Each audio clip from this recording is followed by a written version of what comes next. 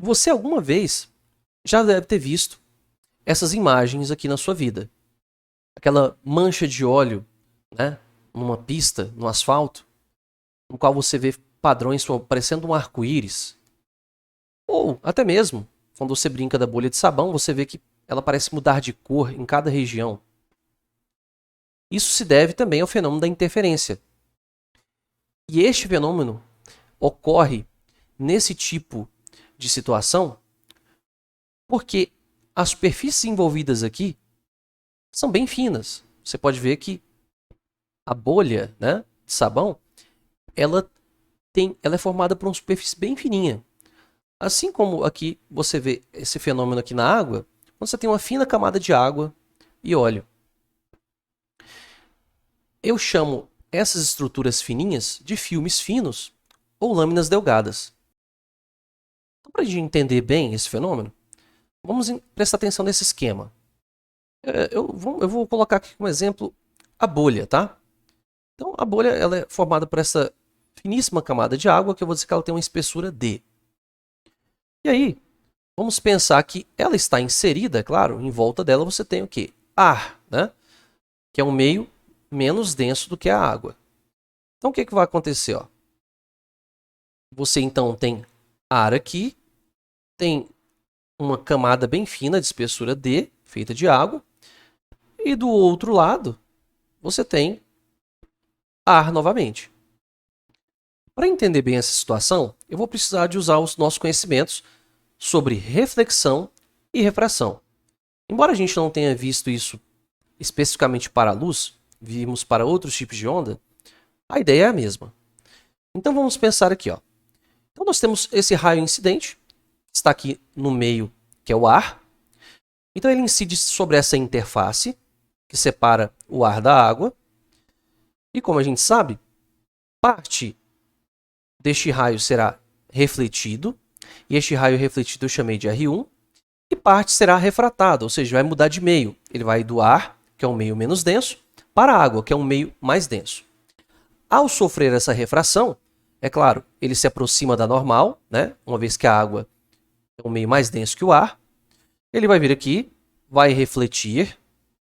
Aí, claro, parte vai ser refratado novamente, mas eu não estou interessado, eu estou interessado nesse raio aqui. Ele vai ser refletido novamente. E aí, quando ele chegar aqui na interface, agora ele vai sofrer outra refração. Ele vai passar do meio mais denso que a água para o ar.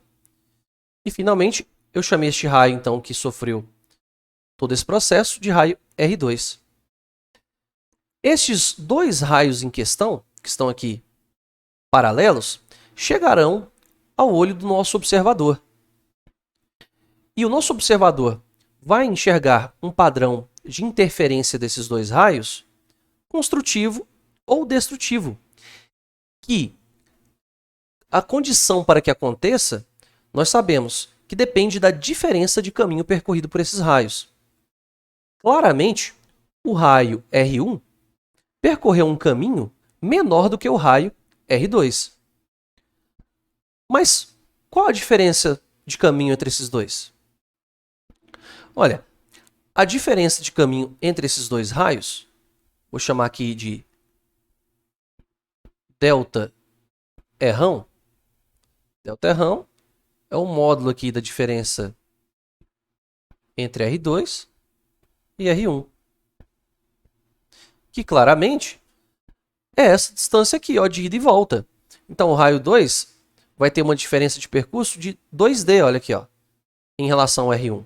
Porque ele entrou aqui, ó, andou a distância D, depois teve que percorrer a distância D novamente para sair, né, desse filme fino aqui. Então, essa distância aqui vale 2 vezes D. Ora, você já deve saber. Então basta aplicar a condição de que essa diferença de caminho deve ser um múltiplo inteiro par, né, de meios comprimentos de onda. Mas será que é tão óbvio assim? Aqui, vamos ver o que aconteceu com esses raios.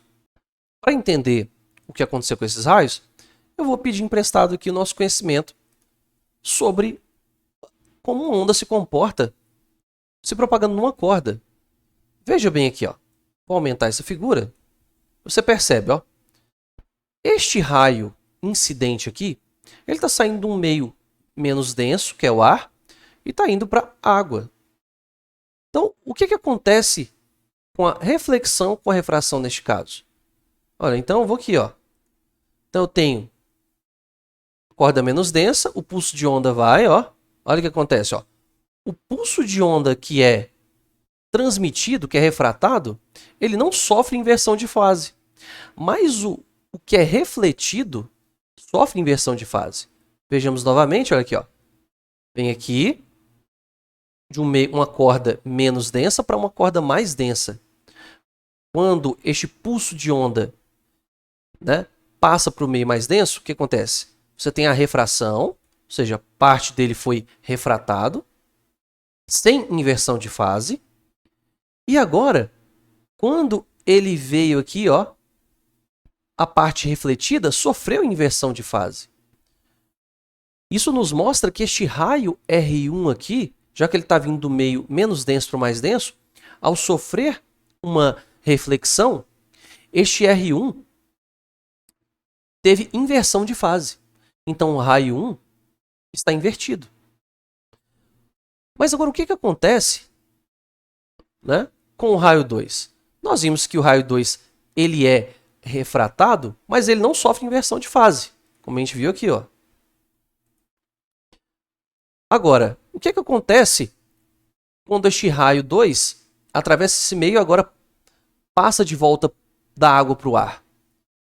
Então, nós temos aqui, ó, o pulso numa corda, quando vem de uma corda mais densa, ou seja, para uma menos densa, não ocorre inversão de fase. Olha, veio da mais densa para a menos densa e a fase continua a mesma. Significa que este raio R2, ao passar da água para o ar, não sofre inversão de fase. Eu concluo com isso que estes dois raios estão defasados, certo? Eles estão defasados de quanto? É simples, né? Se eu olhar para esse gráfico aqui, né? Então, se um está com a fase oposta à outra, eu tenho aqui uma função senoidal, imaginando que isto represente a nossa onda. Você pode ver que a diferença entre uma vale e um crista, né? Cristas e vales é de π. Né? Então, esses dois raios aqui estão defasados de π. Este seria o ângulo de defasagem entre eles. E isso é fundamental para que a gente entenda qual a condição correta de usar. Então, se R1 e R2 estão defasados,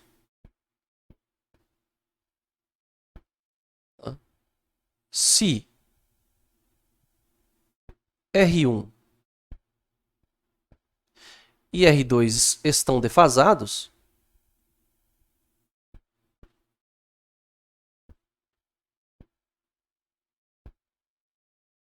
ou seja, estão fora de fase, então a condição de interferência construtiva vai ser o quê? Né? Essa distância ΔR vai ter que ser o quê? Múltiplos inteiros ímpares e não pares de meios comprimentos de onda. Se eles estivessem em fase, valia a condição em que este número aqui deve ser par. Né? Então, o que acontece? Esta aqui é a condição para interferência construtiva.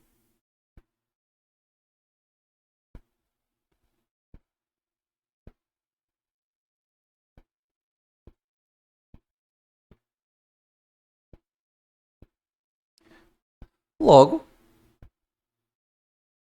como esse ΔR vale 2D, então vou ter aqui, ó, 2D é igual a 2N mais 1 vezes lambda sobre 2.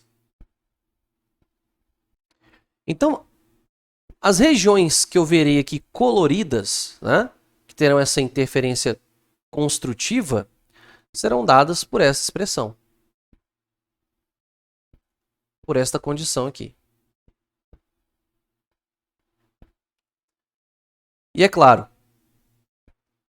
para a interferência destrutiva, onde eu verei as regiões escuras, né?